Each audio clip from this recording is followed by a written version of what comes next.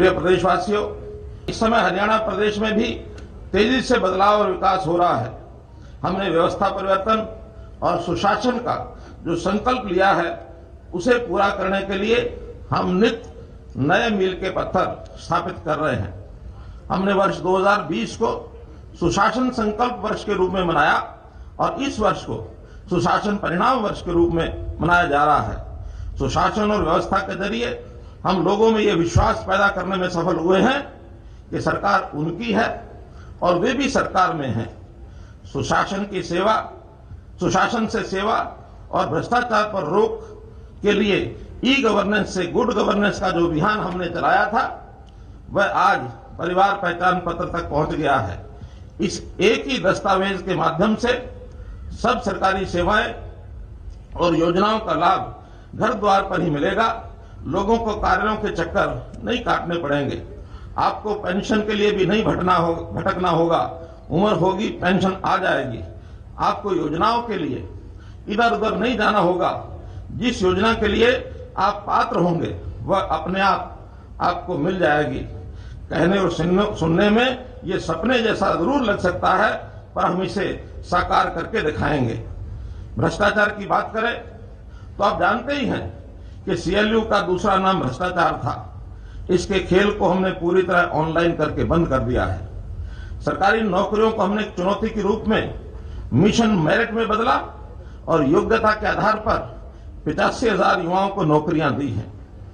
हमने कर्मचारियों का तबादला ऑनलाइन कर तबादला उद्योग पर ताला लगा दिया है। हाल ही में हमने आउटसोर्सिंग से जुड़ी सेवाओं में ठेका प्रथा बंद करने के लिए हरियाणा कौशल रोजगार निगम बनाने का निर्णय लिया है। इसी प्रकार कर्मचारियों की सब समस्याओं के निपटान के लिए मानव संसाधन विभाग इसको बनाने की स्वीकृति दी है। हमने कर्मचारियों की एचसीएस और आईएएस पदों पर पदोन्नति को पारदर्शी बनाने के लिए लिखित परीक्षा का प्रावधान किया है। हमने गरीबों के राशन, पेंशन, वजीफों, सब्सिडी में चल रहे गोरख धंधों का आईटी का प्रयोग करके सफाया किया है। सरकारी खजाने में नागरिकों को सहायता देने वाली सैकड़ों स्कीमों को डीबीटी से जोड़ा और पैसा सीधे लाभार्थियों के बैंक खातों में जमा करवाया गया है। जमीनों की रजिस्ट्री में गड़बड़ी को रोकने के लिए रजिस्ट्री के समय प्रस्तुत किए जाने वाले विभिन्न विभागों, बोर्डों व निगमों आदि के अनापत्ति प्रमाण पत्र ऑनलाइन जारी करने शुरू किए।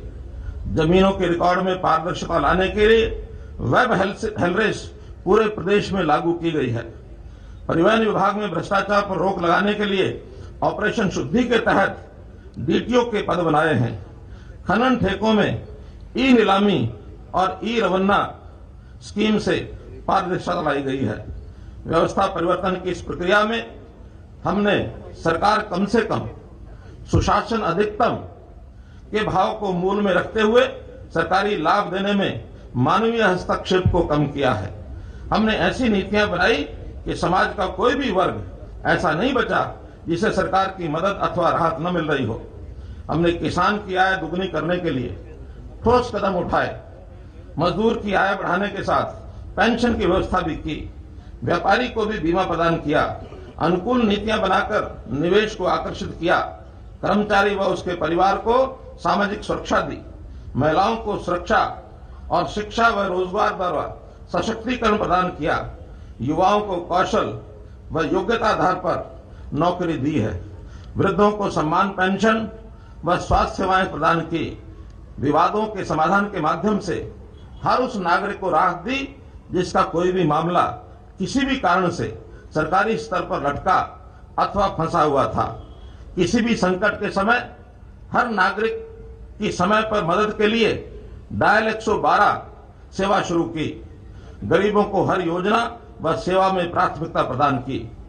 भाइयों बहनों, अंत्योदय के लक्ष्य को हासिल करने के लिए प्रदेश सरकार सबसे पहले उन लोगों पर ध्यान केंद्रित कर रही है जो सबसे गरीब हैं। हमने ऐसे परिवारों का जीवन स्तर ऊंचा उठाने के लिए मुख्यमंत्री अंत्योदय परिवार उत्थान योजना चलाई है। इसके तहत पहले 1 लाख परिवारों की मदद की जाएगी। अब तक 50,000 लगभग परिवारों की पहचान कर ली गई है। हमने हरियाणा में गरीबी रेखा की वार्षिक आय सीमा 1,20,000 रुपए से बढ़ाकर 1,80,000 रुपए तय की है, ताकि ज्यादा से ज्यादा परिवारों को गरीब कल्याण योजनाओं का लाभ मिले। ऐसे परिवारों को 6,000 रुपया मासिक मदद देने के लिए मुख्यमंत्री परिवार समृद्धि योजना चलाई जा रही है। हमने पंचायती राज संस्थाओं के सब प्रतिनिधियों को पेंशन देकर उनका सम्मान भी बढ़ाया है। पंचायती राज संस्थाओं में और सुधार के लिए मतदाताओं को राइट टू रिकॉल का अधिकार भी दिया गया है। पंचायती राज संस्थाओं में महिलाओं को समान प्रतिनिधित्व और बीसीए वर्ग को 8% प्रतिनिधित्व देने का काम भी किया गया है। इसी प्रकार सभी नगर निकायों को शक्तियों के विकेंद्रीकरण के लिए कई कदम उठाए हैं। इस दिशा में शहरी निकायों को मजबूत करने के लिए हमने मेयर का चुनाव ये सीधे ही करवाया है। हरियाणा के सबसे अग्रणी औद्योगिक जिले फरीदाबाद की पहचान पिछले कुछ दशकों में धीरे धीरे खत्म हो रही थी। फरीदाबाद को एक बार फिर से औद्योगिक नगरी के तौर पर पहचान दिलाने के लिए और इंफ्रास्ट्रक्चर के विकास के लिए हमने फरीदाबाद म्यूनिसिपैलिटी डेवलपमेंट अथॉरिटी बनाई है, जिसके सुखद परिणाम मिलने भी शुरू हो चुके हैं। गुरुग्राम की तरह मानेसर भी कंपनियों के लिए बड़ा हॉट डेस्टिनेशन बन रहा है। वहां पर गुरुग्राम की तुलना में सस्ती जमीन उद्योगों को मिल रही है। गुरुग्राम की तरह मानेसर में भी अपार संभावनाएं हैं। गुरुग्राम की तर्ज पर मानेसर का भी विकास हो, इसके लिए हमने उसे नगर निगम का दर्जा दिया है। नगर निगम बनने के बाद वहां के विकास की गति बढ़ेगी। इसी प्रकार पंचकुला की भी अलग डेवलपमेंट अथॉरिटी ये होगी।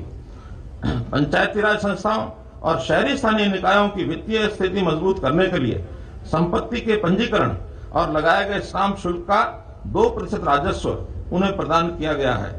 भाइयों बहनों, हम जानते हैं कि विकास का रास्ता गांव के गलियारों से होकर गुजरता है, इसलिए गांव का विकास हमारी सर्वोच्च प्राथमिकता है। हम माननीय प्रधानमंत्री जी श्री नरेंद्र मोदी जी के ग्रामोदय से भारतोदय नारे को मूर्त रूप देने में लगे हैं। हमने ग्रामीण क्षेत्रों को डिजिटल बनाने के लिए ग्राम दर्शन पोर्टल शुरू किया है। इस पर 6,197 ग्राम पंचायतों का डिजिटल डाटा ये उपलब्ध रहेगा।